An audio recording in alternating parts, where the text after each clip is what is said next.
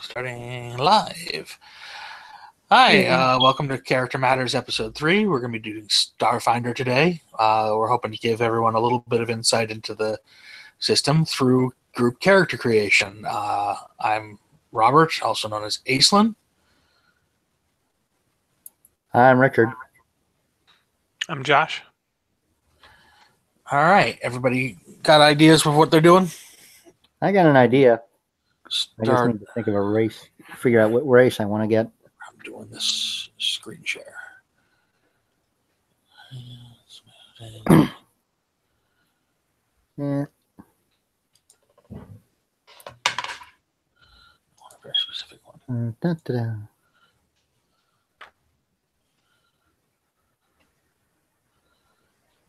Big blank space. It's not a whole lot of anything, is it? Someone wants charisma, huh?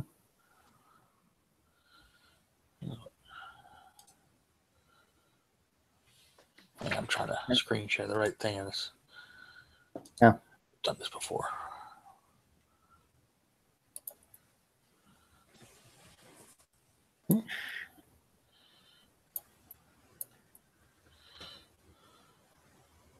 What you doing? There we go. What are you seeing on you when it comes up? Uh-oh. You see a character sheet? I see a blank screen. It's a freaking. Yep, all blank. Right. Huh. Maybe.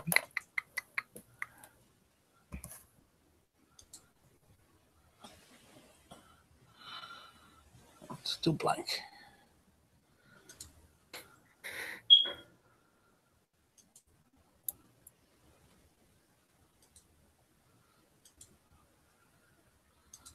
Your camera was turned on for a second. Yeah, no. That may be because my camera was off. It was having an issue causing it. Huh.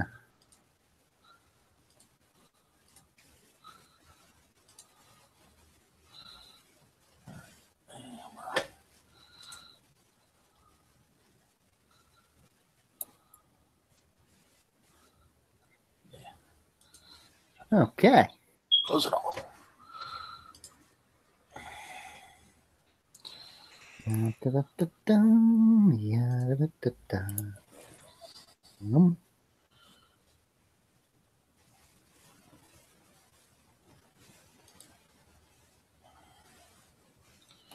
that open.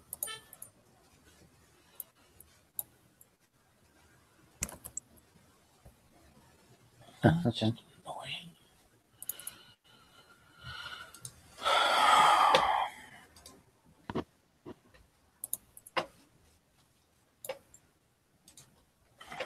What the?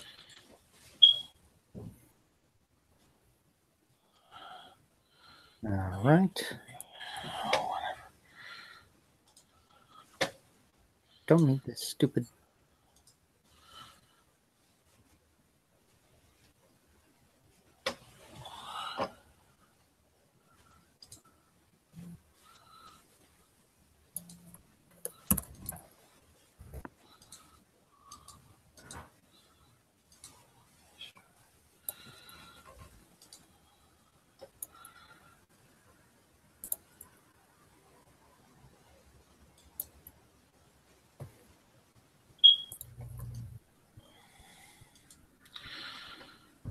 Apparently doesn't want to just save the stupid thing.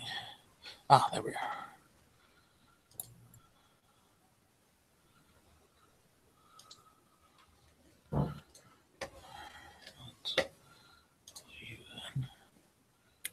What the hell? This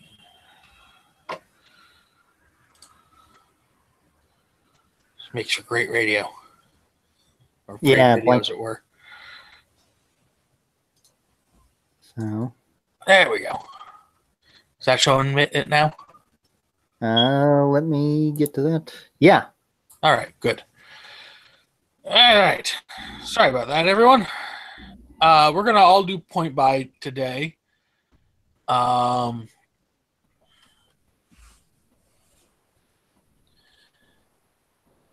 let's see. So first, we're supposed to create a character concept. That's pretty basic stuff here. I'm thinking I'm going to go for some sort of techie. Does anybody else have any thoughts? I think I was going to go with the Solarin or whatever the heck that thing is. Is that a race? I don't know. No, it's a class. Okay. I think it's kind of like a monkish equivalent type thing. Yeah, I didn't really read it, so I don't know what exactly it is. You're Okay. supposed to get some sort of ability They can make solar energy weapons or something. stuff. All right. That's cool too. Yep. Sounds good. What about you, Josh? I have no idea. He's making it up as he goes along. I like it. All right. So the first thing we do is choose a race. Yep. And I was looking over them, and I like the Yoski, the rat folk. Basically, short furry scavengers make up their short sized, big personalities. Talks about basically how they sort of bootstrap themselves up into the spacefaring world through technological advances and sheer moxie. So that's what I'm going to pick is for mine.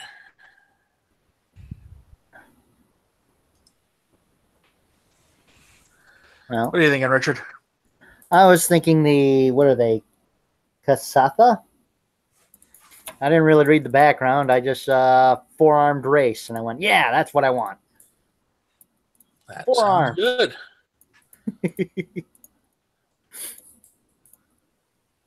Joshua? I'm still looking them over. So you got choices there. You could be an android, you can be a human, you can be the Kasatha, the four-armed race, distant desert world, highly traditional. Yeah. Lashanta, charismatic telepathic people. Two subspecies, you can either tall or short. There's insects, who like individuality. Warlike reptilian race, called the Vesk. And the Yasuki, which we already went over a little bit. So I think I will choose the Shiren insectile race that broke away from a locust-like hive. Community-minded, but addicted to individual choice. Interesting. All right. And then step 3 is to pick a theme. Your themes are sort of a core aspect of your background and motivations. It's not so much a what you do, but why you do it.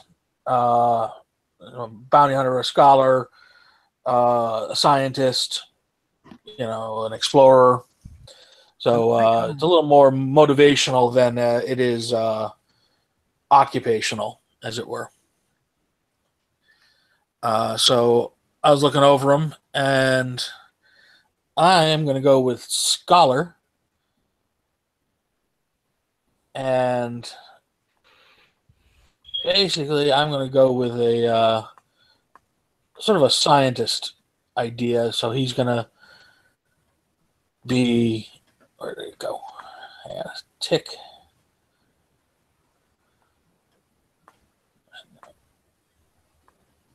A couple more. There we are.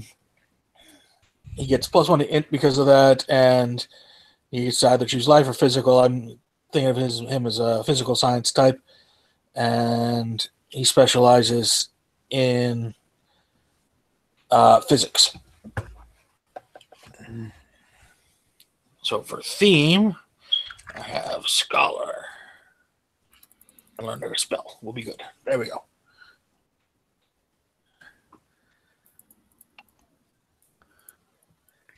Well, All right. What are you thinking, Josh? I think I'm going to go with outlaw. Breaking the law, breaking the law. Why not? Hmm. Wanted criminal with back alley connections to black markets and associates who can fend off legal trouble. Hmm. It's always good to have friends in low places. Mm-hmm. Well, That sounds good. Richard, what are you thinking? I'm thinking I'm going to go with Xenoseeker. The thought of meeting alien life forms excites you. The more different their appearances and customs from yours, the better. You either You're a believe they Trekkie. have much to teach you or you will want them to prove you are better than them. Of course, the only way to accomplish this goal is to leave the pack worlds and travel to the vast, where the virtually endless number of aliens await. Oh. Sounds like fun to me. So are you on a 7-year mission to seek out new life? 5-year mission. Well, no, I'm like the Army. I want to go, or no, the Navy. Go to new places and kill them. You ever see the libertarian version of Star Trek? No. Go on YouTube, Star Trek Libertarian. To boldly go where no one has ever go to discover new life and leave them alone. Yeah, I get +1 to charisma with my Seeker, and apparently I interact with alien life forms, and I get reduced DCs for that and stuff. Sounds like a plan. Yeah. Oh, where was I? I'll go back to.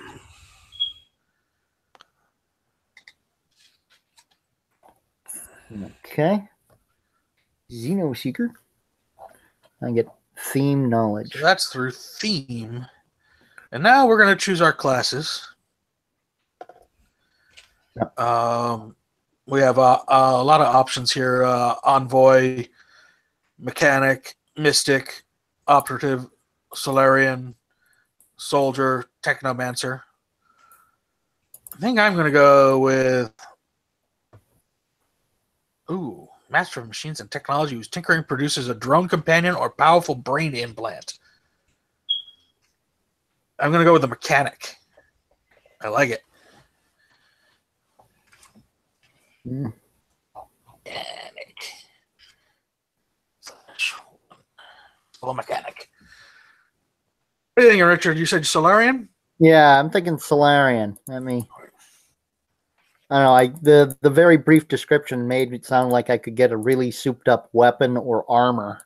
Ooh, disciplined warrior who's master of the star grants either a weapon or armor made of stellar power. You're a Jedi. Yeah, that's what I thought. Lightsaber. You're a Jedi. Yeah. Well, I could get. Hey, rock on. Yeah. Josh, what are you thinking? I think I'll be an operative. Very nice. It's basically a science fiction rogue, it looks like. Stealthy combatant with wide-ranging know-how who is adept at taking advantage of unprepared foes.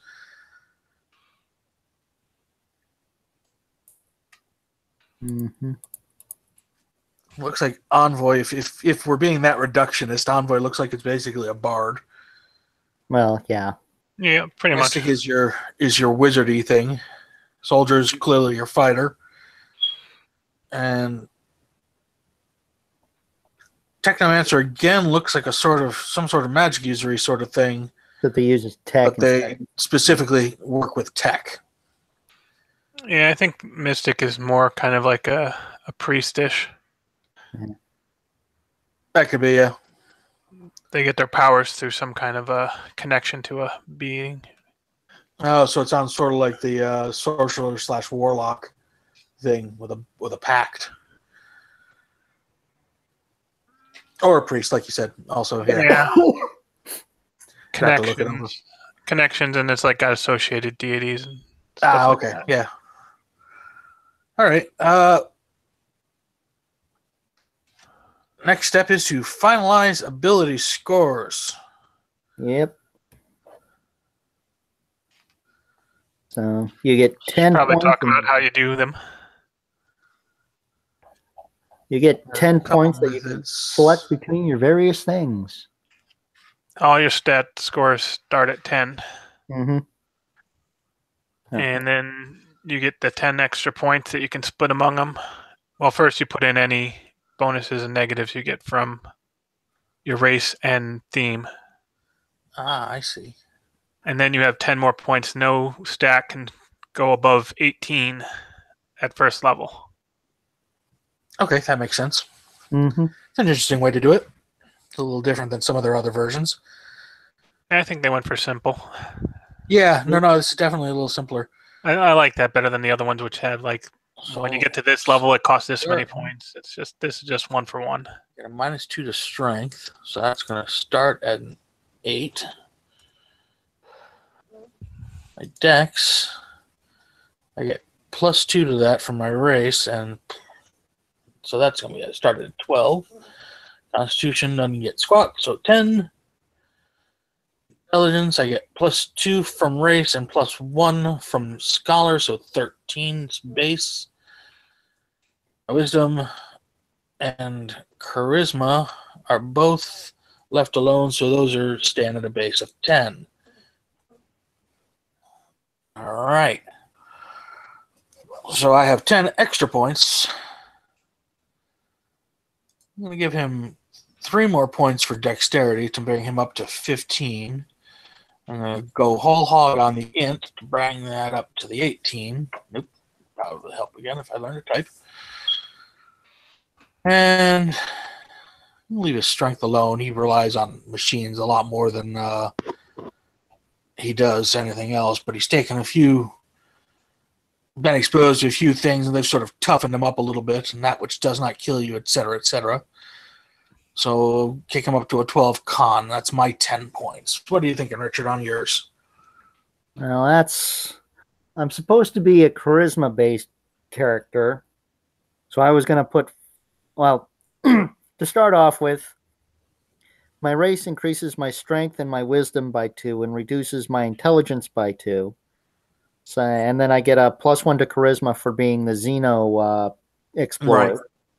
So I start off with 12 strength, 10 dexterity, 10 con, 8 int, 12 wisdom, and 11 charisma. I was thinking of putting 5 points into charisma to get my charisma up to 16. And then putting 3 into dexterity and 2 into strength to get my strength up to 14 and my dexterity up to 13. So I have a 14 in the end, 14 strength, 13 dexterity, 10 constitution, 8 intelligence, 12 wisdom, and 16 charisma. Since it looks like I'm going to be a fighter type. Sounds good. Yeah. That, and I have 4 arms. 4 arms.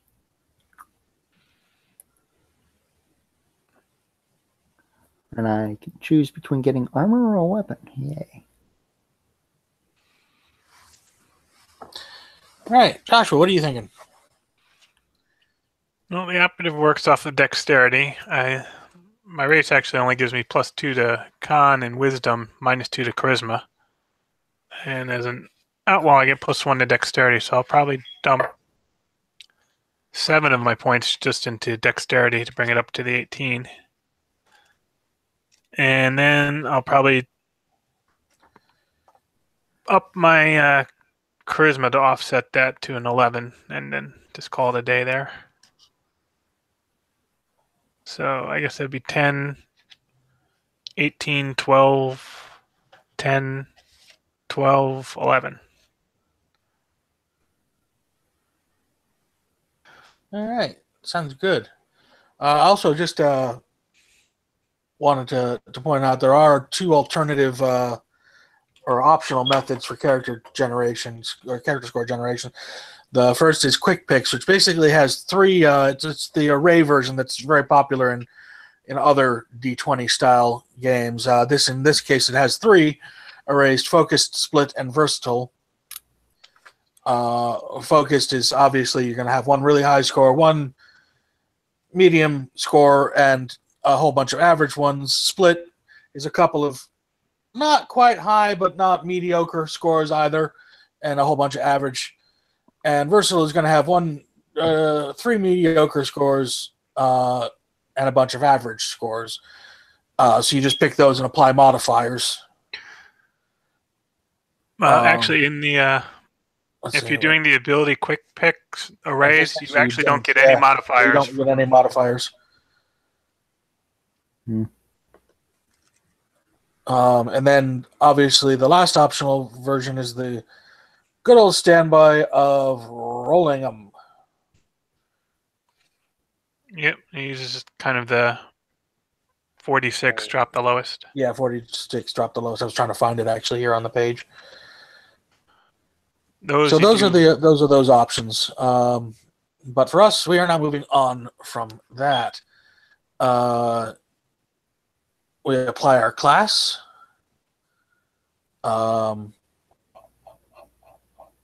Which will also give us our total stamina points, starting hit points, base attack bonus, base saving throw bonuses, etc., and our first level class features. Let me get to that.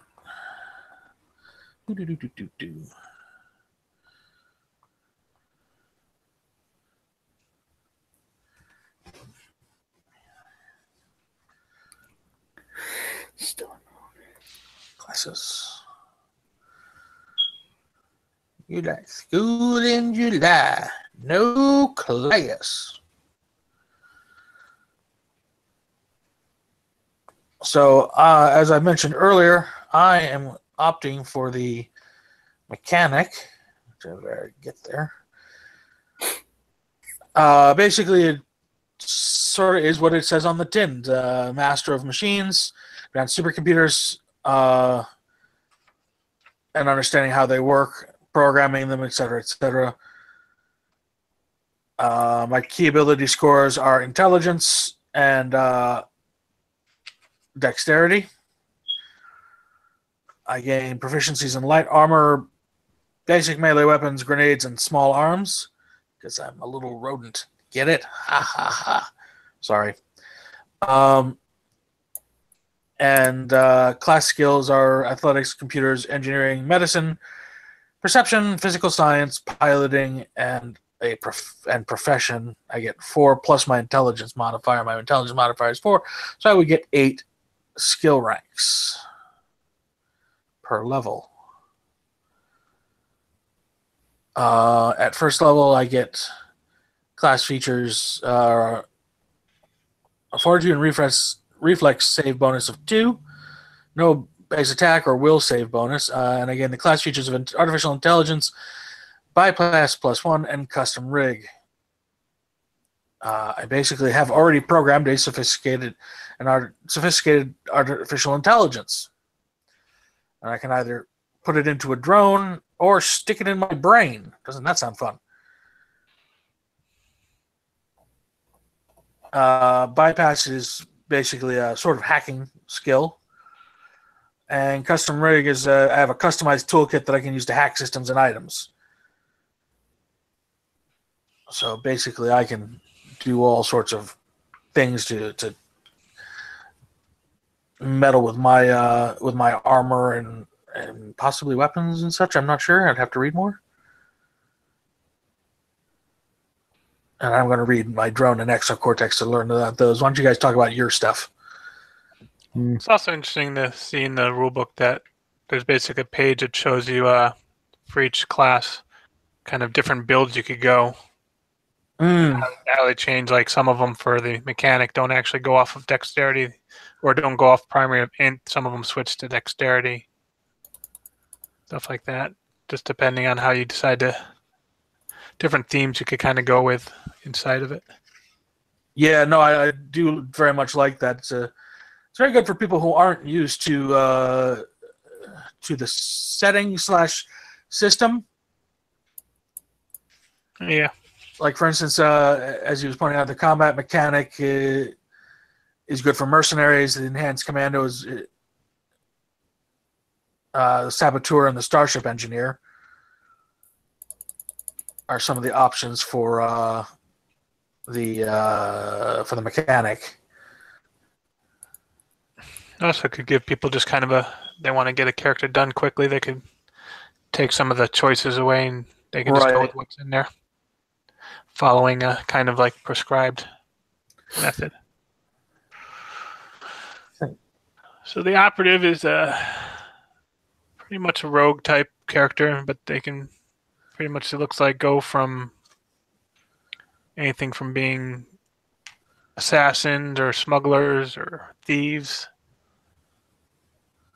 Pretty much anything your high-tech Black Ops type character, it looks like. You mostly use dexterity. Intelligence and charisma helps you. You get 8 skills plus intelligence modifier, so I'll get 9 skills per level. I get light armor and some basic melee weapons, small arms, and sniper weapons. I get Operative's Edge at first level, which gives me an insight bonus to initiative checks and all skill checks. So I'm pretty much good at skills no matter what. And you choose basically a specialization. You can pick one specialty at level 1. You can't ever change it. Let's see, 94. Which for the operative, it looks like you can either be wow, there's a lot of them. You have about 1, 2, 3, 4, 5, 6, 7. They're daredevil, detective, explorer, ghost, hacker, spy, or thief. Each one will give you kind of like a list of things of what that one kind of does. I'm going to be a ghost. You can move from place to place without being noticed. It gives you acrobatics and stealth. When you make a stealth check, you gain +4 bonus to a skill check and get a cloaking field, it looks like, somehow. I had to look up that. And later you can move through solid matter by taking your body matter out of phase for just a moment. And then you also get some kind of trick attack, which is basically your backstab type thing. You get an extra D4. It goes up as you gain levels.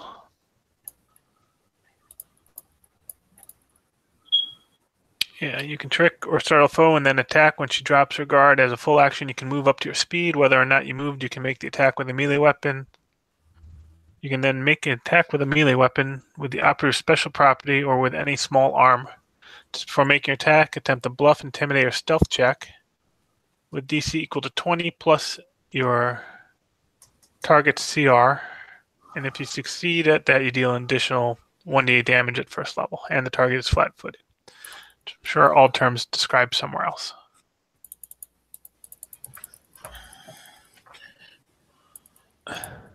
That's pretty much the first level operative, though.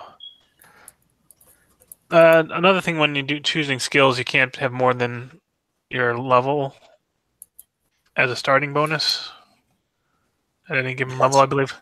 So you're pretty much putting 1, I think, in any skill right now. Okay. In each All right. level, including first, you gain the number of skill ranks during choice.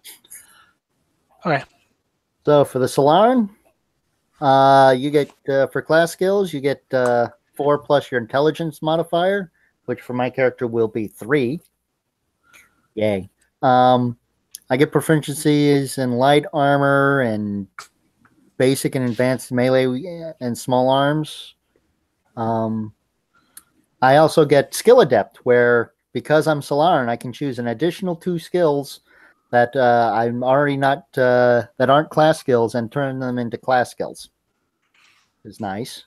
You got the solar manifestation, which is you either choose Lightsaber. having Lightsaber.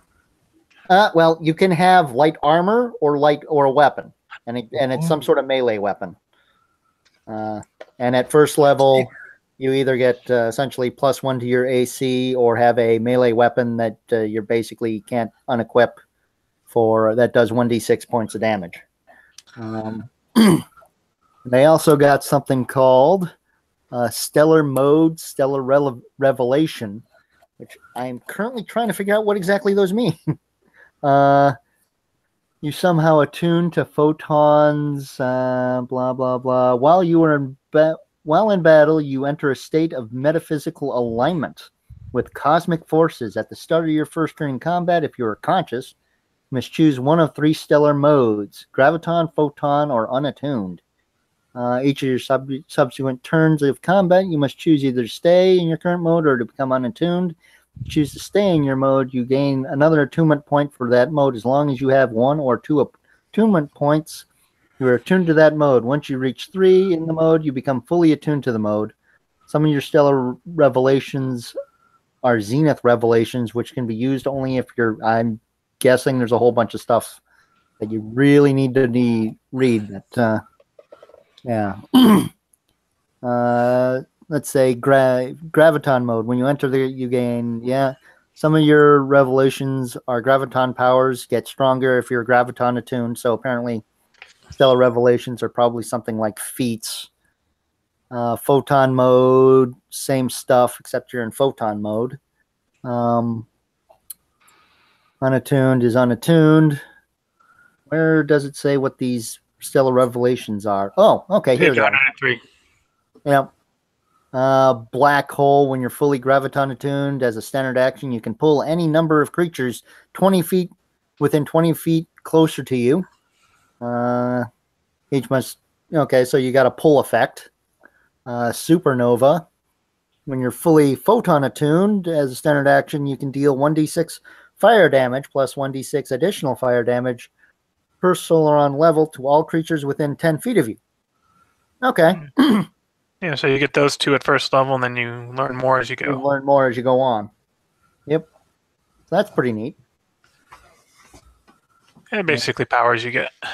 Yep. So here, a slightly different Jedi monk type thing.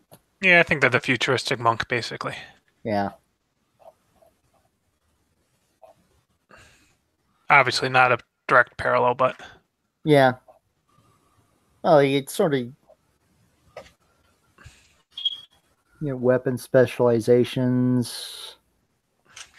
There's quite a bit of overlap because you do get what is essentially the flurry of blows type thing going. Yeah.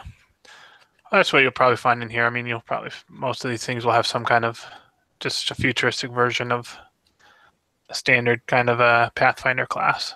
Yeah. Mechanic's probably the only one that don't, but I'm not too familiar with Pathfinder to say if there's some kind of like mechanic type thing. Engineer or something. I've only played it once, and I played some sort of arquebuser or something like that. You're going around with an arquebus. It was sort of fun. So side reeling. Yeah, so that's pretty neat. I don't know what skills I was going to choose. Yeah. So the skills are all fairly described in the rulebook, and like I said, you can only have a rank equal to your total character levels. So at first level, you can only put 1 in anything. Anything you have a rank in, you're considered trained in. I think you get a bonus based off of that. And your different themes and classes will give you favored skills, which give you a bonus to the rolls on those. Yep. So yeah.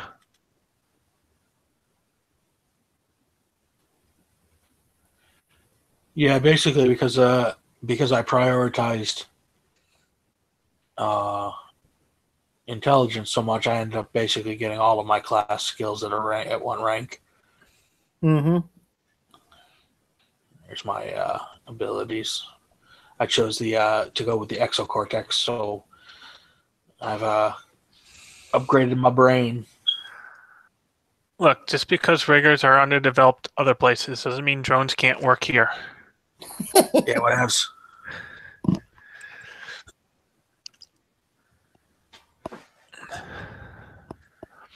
All right. Are we missing any, Bart? I think we got everything for that. Skill ranks and now we choose feats. So we signed our skill ranks. Oh, also we're supposed to get our stamina points and base hit points. Stamina points are based off of your class. Yeah. It says the Solarian is stamina points is 7 plus Constitution modifier starting. So 7 for me. That's pretty much the way it is. You basically get your stamina modifier plus whatever your class, or your Constitution modifier plus whatever your class is. So.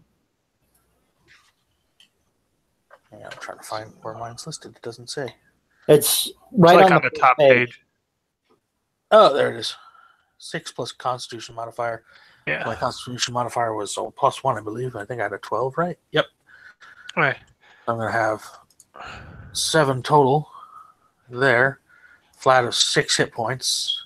6 hit points. I think you still get more than that. Maybe con. First level, you gain hit points listed in your race entry plus the number of hit points in your class. So your race is also going to have a hit point. So it's 4 hit points for the Casasas. Oh, 4? Yeah. So I start off with 11 then. You have 2 hit points as a rat. This makes sense. I mean, you are squishable. I'm a gerbil. Look at it. It says so right there. I have cheek pouches. Insects are tough. Cockroaches never die, so we have 6 hit points. No, I'm not kidding. I have cheek pouches. I can stuff things in my cheeks. So I start actually with 12 hit points. Cubic foot of items. Holy crap. That sounds more like a chipmunk than a gerbil.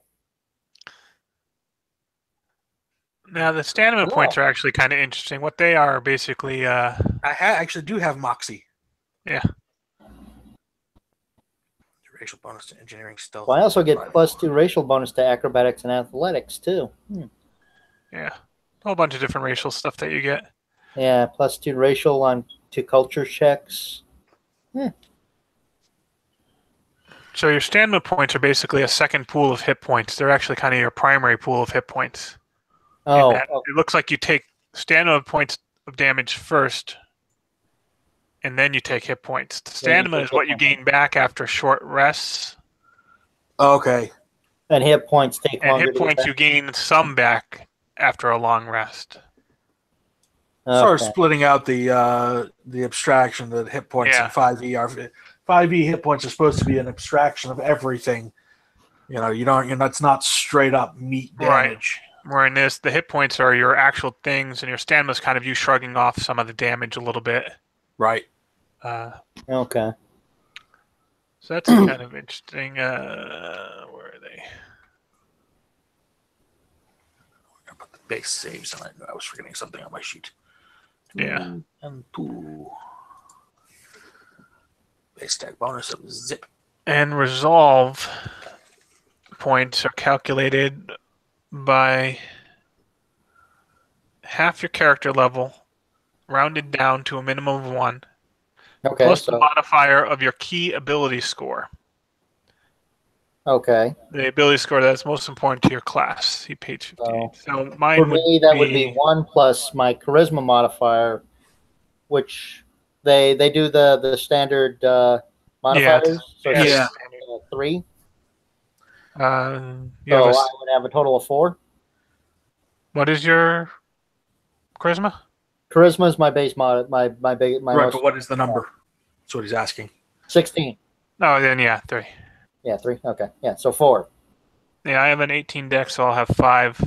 And you can use resolve for a couple different things. One of which is basically kind of using it as a second wind. It looks like you can use it. 5 because of my 18 int. Yeah. Okay, you spend, not a second one, but you spend 1 resolve point and take 10 uninterrupted minutes of rest to catch your breath. And that gives you, I think, your stamina points back. Oh, so interesting. You have to use the resolve points to basically short rest. Yeah. Intriguing. You can do some other things. You can stabilize yourself if you're dying. You can use spend a number of resolve points equal to 1/4 of your maximum, minimum of 1, maximum of 3, on your turn to immediately stabilize, so you're no longer dying, but you remain unconscious.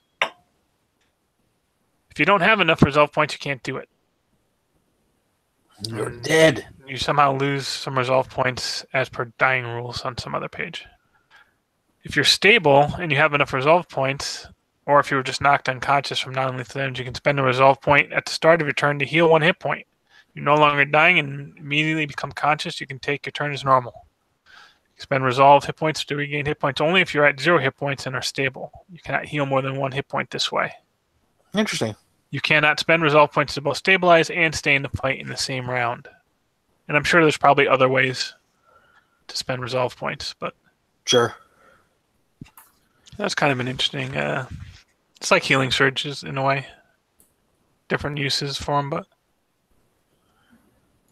I'm not sure if any of that carries over to Pathfinder. I don't think so. I think that's pretty much just for this. Yeah. I don't remember a stamina at all in Pathfinder. I've only played Pathfinder once, but 3.5 with some added stuff. Yeah, it pretty much is. So this is a little bit more different from Pathfinder than I thought it was going to be, but not terribly much.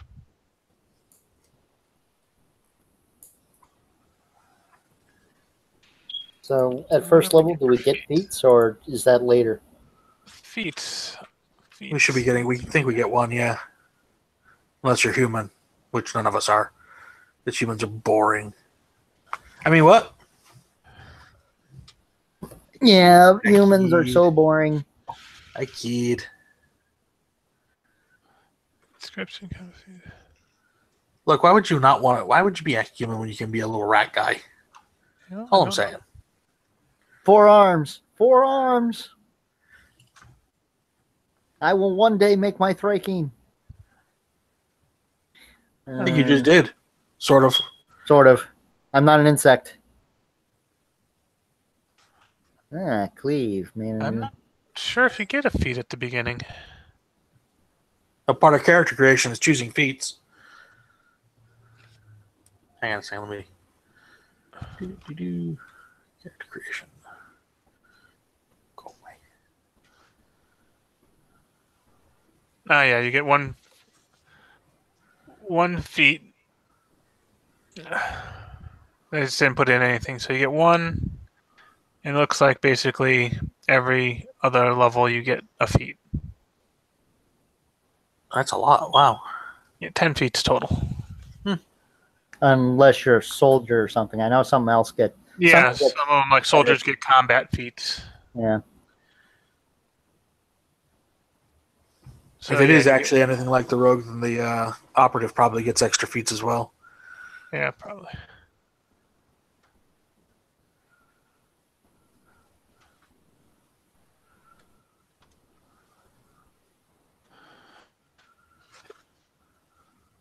Oh. We get basically exploits, which I think are their own little version of feats. Yeah, so they don't get any that they can choose off the feat list. They have their own little special list, which I think a bunch of the classes have, I'm sure. Kind of like the Man of State. Yes, like the Stellar Revelations for the Solarian. Operatives just have exploits. They do a lot of backstab damage eventually, 10d8. Oh, wow, that is a lot. Nice. Basically, level 3 it goes up to a d8 from a d4, and then every other level it adds a die. That's a lot more powerful than the rogue ever got.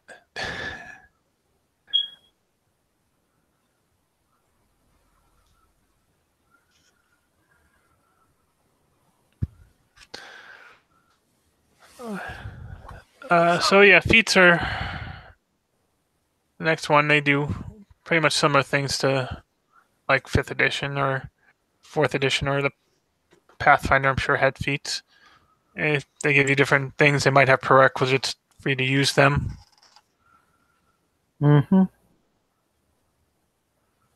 And there's a fairly long list of them. Yeah. So yeah, I've been scanning it myself. I'm going to go barricade. I can basically build my own cover. Light cover. That's kind of interesting. You can become a little mini technomancer as one of them. Yeah. As long as you have no levels in technomancer and your 5th level and have an int of 15. And you can take a minor. You can also get psychic powers. Have a charisma of 11. Yeah. And it keeps going up depending on what it is. Minor psychic. There was the mystic one. Where was it? I thought I saw it. Where are you? There's one for the mystic as well. Yeah, and they do, different things like deal extra damage, basically kind of like a power shot type thing. Yeah. Mm-hmm. Create your own cover. Yeah, it's got the basic sort of 3-5 or 3-3-5 D&D type feats. Yeah. Lightning reflexes, the various armor proficiencies, cleave, deadly aim. Then it's got things like grenade proficiency, which no penalty to attacks made with grenades. Personally, I think I would put with my Solaran minor psychic power and cast a 0-level spell as a spell-like ability 3 times per day. So, Nice.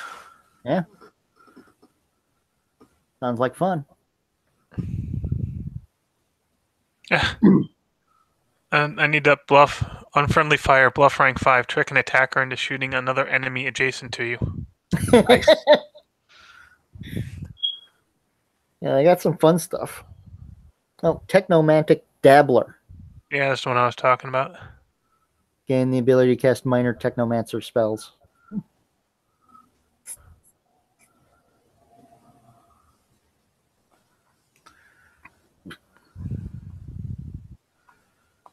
I think I'd eventually get Veiled Threat for my character too. Intimidate. Yeah, I was amused by that one myself. Just the idea of this tiny little rat scaring the crap out of everybody just amuses me. Well, just pretend you're. Well, that's sort of a obtuse reference, so I'm not going to make it. Unless everybody knows who the Ratkin are. It's a possibility. Yeah. Wizardry 6, 7, and 8. Please come back. They had a race of rat folk who were essentially mobsters. Nice. So they were people who wizardry went into space.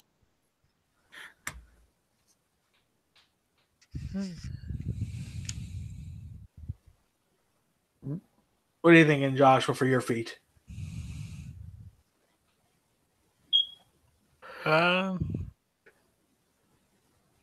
I'd probably just take mobility, which gives me some bonuses against attacks of opportunity for movement. Yeah. Opens up some stuff later on. They've actually got a feat in here that I noticed I would have killed for back in the 3.0 days from my archers, which is I forget spry or slippery shooter. And basically you get it's the same thing but against opportunity attacks made when you're ranged attacking. Yeah. So the next step is to buy equipment. Everybody gets a flat fee or a flat thing for everybody. They get 1,000 credits. Though apparently, as optionally, the GM can choose gear for you. So let's.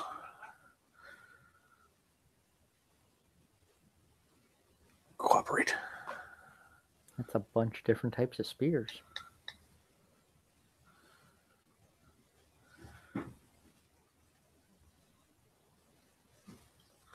So with any, obviously with your, which is a pretty standard thing with most of your D20-ish style stuff, the biggest impact to your character is usually weapons and armor.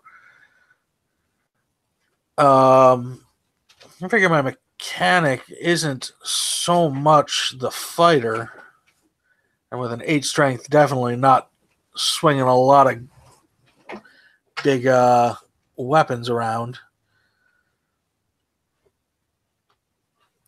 Wow, some of these are expensive. What does the level mean on them? There's a level stat. That is a good question. The weapon or items, ammunition's item level. 167. Oh, Okay. that's just a few pages previous. Yep.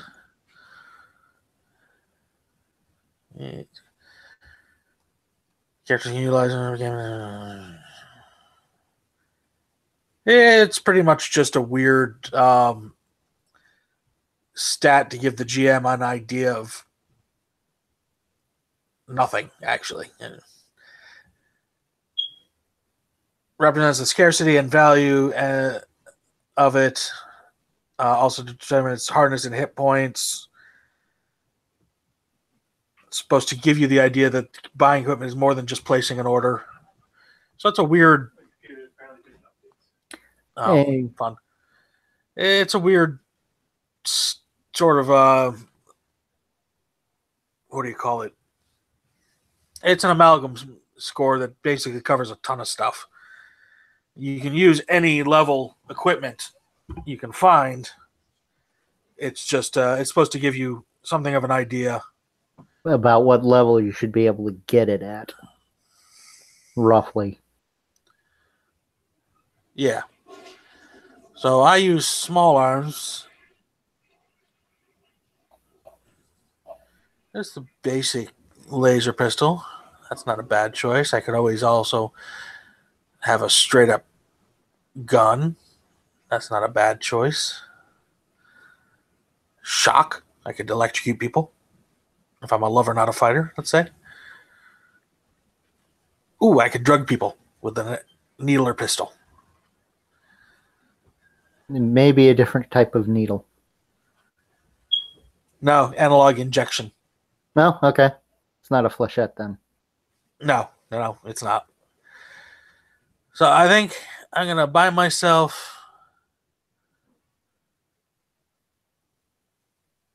He's a mechanic. I don't think he wants to deal with ricochet.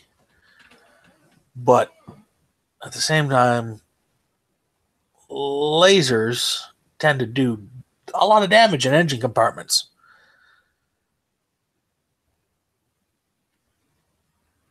All right, I'm going to go with when he needs to lay down some fire, some actual fire. I'm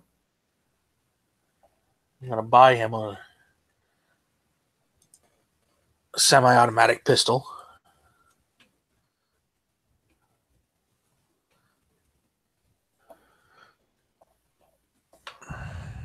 Pistol is a level 1 item. It's going to cost him 260 of that. Damage is 1d6 penetrating. Yada yada yada. And it shoots for about 35 feet, but when he decides to go non-lethal, he'll have that needler.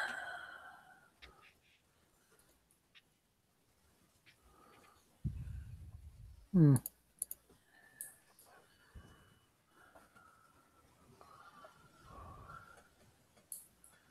so is at both range. My attack bonus on both of those is a 2. I'm not seeing armor in here.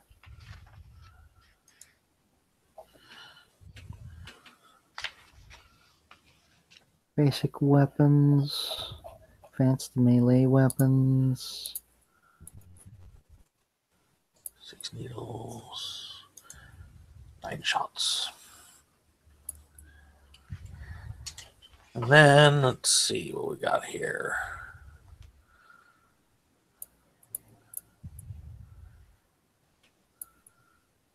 Ammunition.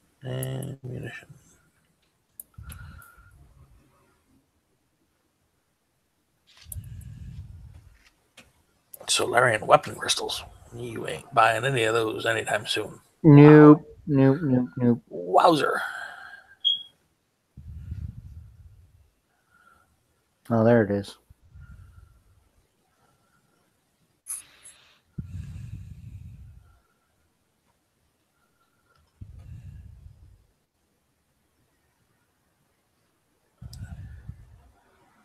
Then armor. Armor starts on page 197. What is the weapon level for? It doesn't mean anything. Ignore it. It gives you a basic idea of power level, essentially.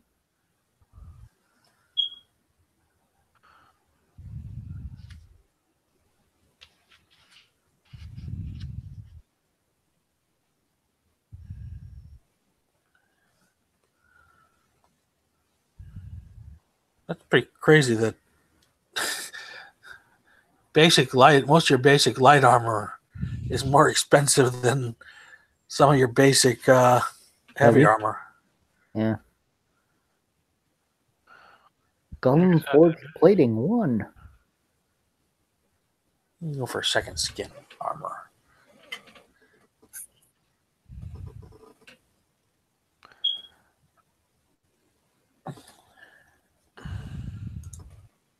So I'll get a +1 there.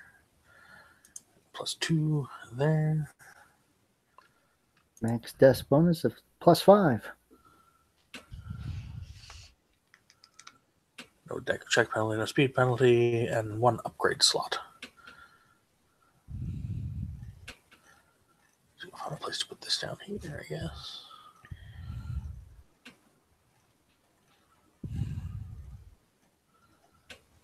No, not too far.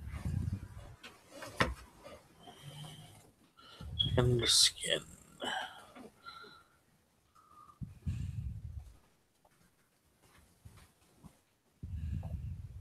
Bulk of L.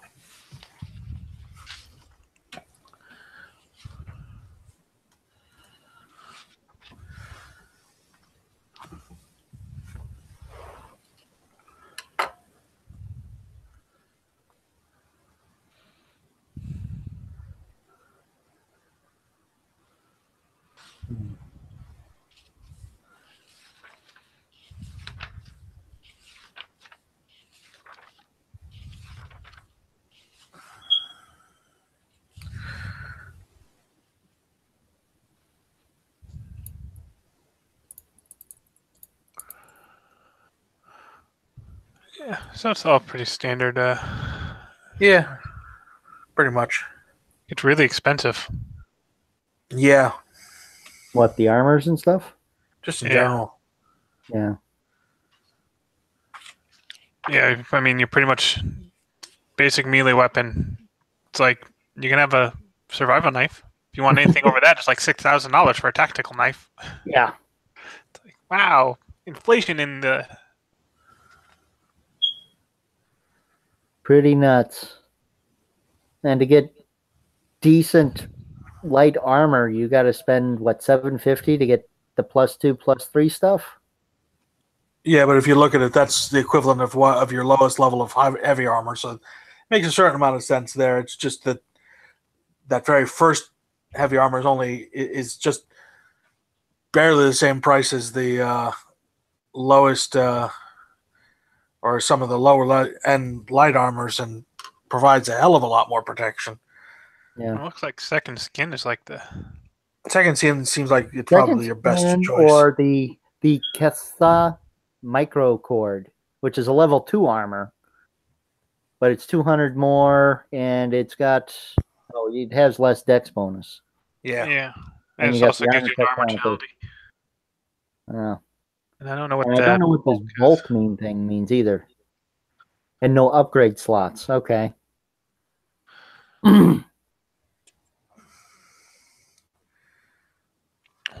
See page 167. We wouldn't want to put that in the actual area that This is it. Would make sense.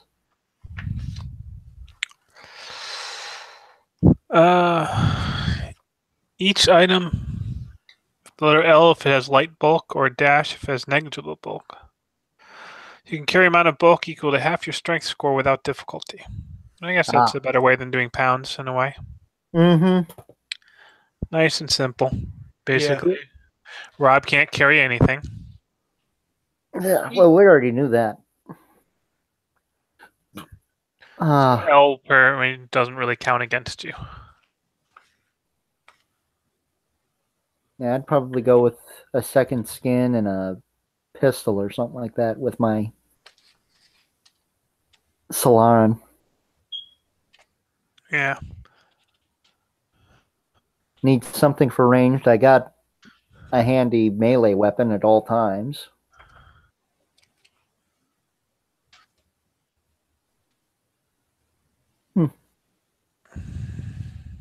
Then maybe buy some grenades. I don't know how much those things cost. They started 35. $35 or 35 credits or whatever the heck they call them. Yep. Oh, so that's not too bad. Maybe buy a couple of grenades. Is there any other equipment? I'm sure there's got to be more. There's got to be more. Cybernetics. Oh, yeah. Computers. You can buy some computers. You can buy so standard futuristic type stuff. Oh, powered armor, baby. Yeah. You can buy comm units, cable lines, medical gear, portable lights. Wow. Other stuff. And none of it's cheap either. Magic items. Yeah. Yeah, it's a little crazy. Yeah. Obviously, you're probably not really buying any magic items, but although there is an ion stone. I don't know what they do. Oh, it's basically their version of the ion stone. Stones that spin around your head. Or the nearest equivalent of a head for species that lack heads. Hideaway limb. Dermal plating. You can get a data jack for $625 for credits. Oh, and you can buy vehicles. Don't forget about spaceships. Yeah, it's actually one of the things you're in theory supposed to do, although you don't have to, is you create your own spaceship that the group shares. Okay, so they got a lot of Venom Spur. So the vehicles in here looks like they're just personal ones, not like the spaceships. I guess you don't really buy spaceships. Oh no, starships are a whole nother chapter. Yeah. Shock grids. Operatives start with the largest, most powerful starship available. Yeah, I don't think that's actually in the text. Yeah, I think that's non-canon. It's right in this book of mine here. It looks like they made it look like it was written in crayon or something, but it's there. It's definitely that a post-it note. Oh, at least the personal comm system's only 7 credits.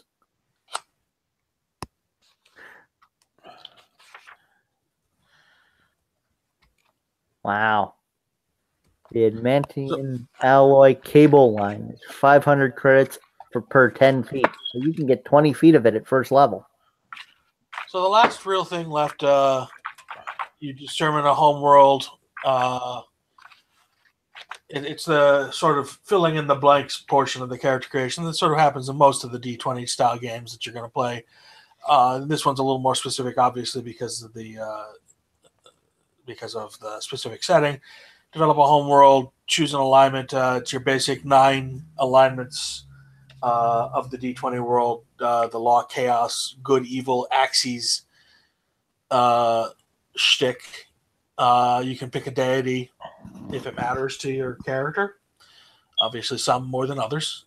Size. yeah, being the rat that I am, I suspect quite strongly that I am small. Basically, they're halflings, furry halflings. I should enter that there as well. But beyond that, I think that's pretty much it for character creation per se. Mm-hmm. Do we have any thoughts?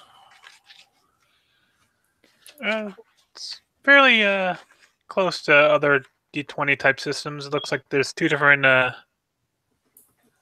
types of armor, so that throws things a little bit more. Yeah, you got powered armor and then light heavy. Well, I mean, you have like two different armor class scores. Oh, Yeah, you yeah. have an energy armor class and a kinetic armor class. Yep. You also have some slots you can put stuff into your armor too. Yeah. From lots of it. Wait, why didn't we choose orcs, half elves, gnomes? They're all in this book. They are available. You can actually just have space versions of your basic Pathfinder characters. Ah. Okay. It is an option. Pathfinder Legacy. Yep. It's funny. It's pretty neat. I mean, they threw a couple extra stuff in there to make it its own thing. I think the stamina and the resolve points. Other than that, I think it's fairly close. Like I said, I've only got a passing actual knowledge of Pathfinder itself, but it looks like it's mostly standard D20 type mechanics. Yeah, it does seem pretty standard in that regard. I agree with you though that I like that it's got a few extra mechanics of its own that make it can make it a distinct experience from Pathfinder. So there's definitely I mean there's more of a reason I think to go out and buy this perhaps over Pathfinder or along with Pathfinder if you're interested in that more science fiction-y thing, but you really love the Pathfinder system. I think it does a good job of translating across, and not every system really translates well to different themes. Yeah. Yeah, this seems like it would be fun to play. That's what I care about. That's definitely true. I mean, there are certain systems out there that are just a nightmare to try and play through. Mm-hmm. Some of them are just a nightmare in general, but we won't describe Fatal those. We should all just play Cinnabar, because that system makes total sense. Lordy. Lordy, Maybe April 1st. I'll tell you what, we'll do a special April 1st episode. We'll do characters for Cinnabar. I think we'll have to find the books for those. Those are probably in a box downstairs. Is that the one where you could die of old age before you're done with character creation? No, that would be Traveler. That would be old Traveler. Oh, okay. Can't do that anymore. Traveler finally realized it was a bad idea to have your character die of old age during character creation. Well, you can die in Battlelords too, but it's usually messy. Yeah. yes, that is true. Or you could have stats so low that you can't exist. Battlelords, if I recall correctly, it was pretty darn hard to kill your character during character creation itself. There was one roll that basically just killed you. Yeah. And I like the races. They're neat in here. The different races. Yeah. I think the themes a little bit more than backgrounds in 5th edition. Have a little bit more. I think I like the theme a little bit more. Obviously, they could always use a few more. There's always themeless if you decide you don't like any of the themes. I mean, so you don't pretty much you don't really get screwed out of it. I mean, they say it's not as powerful to go with a themeless character, but you do get the same time you're not the same type of stuff. Yeah, I mean, you get an extra resolve point eventually. You get to basically get to choose your different things. It's very versatile in that you choose the ones that you want to increase. Yep. Classes all seem kind of fun and unique. Yeah. Even if I don't know too much about the setting. There is a whole chapter on the setting. It takes place in a specific solar system, it looks like. Yeah. That was my impression as well. I do like the fact that they give you some themes for the various different classes at the end of the class. Yeah, those are nice. Yeah, give you an idea or what to do with your character. Now I wonder though if those, because when you look at some of those, they say like, you change your ability score up, so that could actually change some of your stuff. So like on a mechanic whose key knowledge, I think their key is intelligence. Mm-hmm. But some other ones kind of go for dexterity is most important. So, but your key stat would still be intellect for like resolve. I haven't looked at them too thoroughly. I thought that was neat. Yeah, it is. It's just some things to consider. I mean, not that having more or less resolve matters too much. Well, let me put it this way: the Solaran sort of class with my theme, the Xeno Seeker, they want dexterity to be your most important ability, followed by intelligence and wisdom. Meanwhile, the class's most important is charisma. Yeah, that's like I said. That's because you're basically going towards the melee fighter type. Mm-hmm. Oh, it is important to know that your characters, like other ones, the stats will go up every 4th or 5th level or something. Yeah. If it's standard if it's standard to 20, it's every 4th level. It's kind of interesting in this one in that you actually choose 4 skills to go up. Or 4 stats to go up. Every 5 levels, 5th, 10th, 15th, and 20th. You choose 4 skills. And if the ability score is less than 17, you get 2 points in it. Oh, wow. And if it's 17 or higher, you get 1 point. Do they cap out? No, they don't. Hold on. You can't apply more than one of these increases at the given level, but like, yeah, you can go above your 18. This is how you start get ability scores generally above 18. Right. But it's slower because you're only gaining 1.